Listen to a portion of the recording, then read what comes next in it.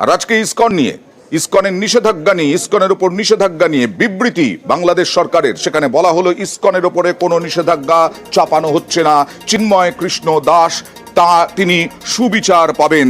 এইভাবেই আজকে ইউনূস সরকার, তারা ইউনূসের সরকার আজকে এই বিবৃতি দিল, অর্থাৎ সংখ্যালঘুরা নিরাপদ আছে এটাও জানালো ইউনূস সরকার।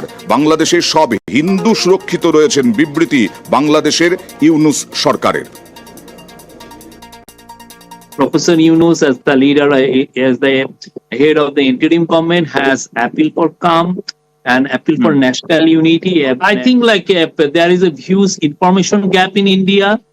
Communal harmony has been preserved. Obviously, there were some attacks after Hasina was ousted, and there were no government for about 4 days. So what we did when we took over, this interim government took over, we tried our best.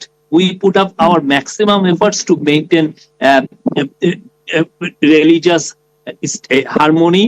And that's why, like you have seen, Professor Yunus has visited the oldest temple, Hindu temple, and oldest and most sacred Hindu temple twice.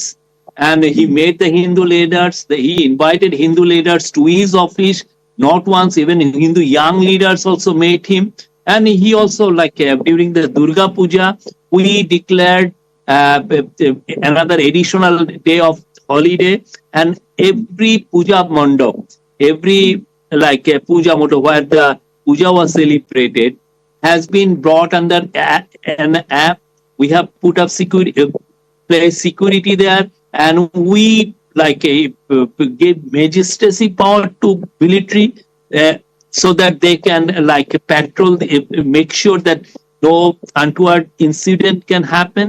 So it was for this year's Durga Puja, if you talk to the Hindu people and if you come and meet these people, they will tell you this is the I think the most religious safest puja in decades, I would say. আর বাংলাদেশ সরকারের এই বিবৃতির পরেও আমাদের বিদেশ মন্ত্রক, ভারতের বিদেশ মন্ত্রকের কড়া বিবৃতি সংবাদ মাধ্যমের সামনে দেখুন। India has consistently and strongly raised with the Bangladesh government the threats and targeted attacks on Hindus and other minorities. Our position on the matter is very clear. The interim government must live up to its responsibility of protecting all minorities. We are concerned at the surge of extremist rhetoric, increasing incidents of violence and provocation. These developments cannot be dismissed only as media exaggerations. We once again call upon Bangladesh to take all steps for the protection of minorities.